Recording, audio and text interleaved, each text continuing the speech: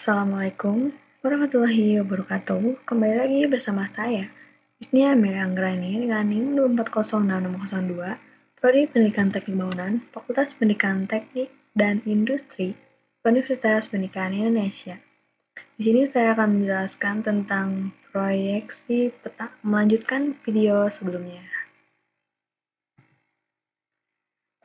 Di sini ada pengertian proyeksi. Proyeksi adalah memvisualisasikan permukaan bumi yang melengkung atau 3 dimensi dalam bentuk bidang datar atau 2 dimensi.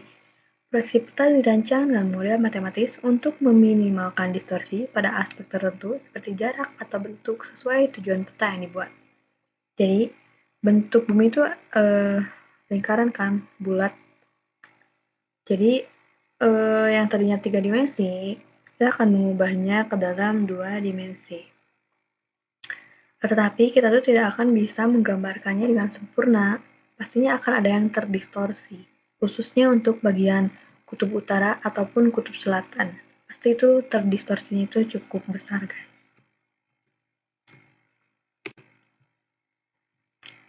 Selanjutnya ada tujuan. Pertama, menggambarkan dan memperlihatkan berbagai fenomena di permukaan bumi di bidang data seperti peta, atlas, ataupun peta digital. Yang kedua, dapat membantu menentukan lokasi, arah, dan jarak dalam navigasi darat, laut, maupun udara.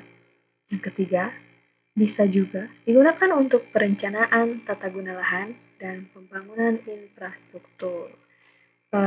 Dan masih banyak lagi guys kegunaannya tuh. Yang ketiga, kita akan membahas jenis proyeksi.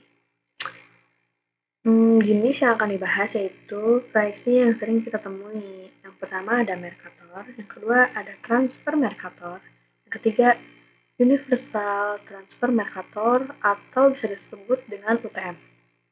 Penjelasan lebih lanjut akan dijelaskan di bahan ajar. Kayak di sini ada contoh proyeksi Mercator. Jadi proyeksi Mercator ini seperti bentuk tabung gitu guys, sejajar dengan garis sumbu. Jadi ibaratkan kita akan memindahkan si bentuk bulat ini ke dalam 2 dimensi atau bidang datar. Kita contohkan, kita akan menggunakan kertas.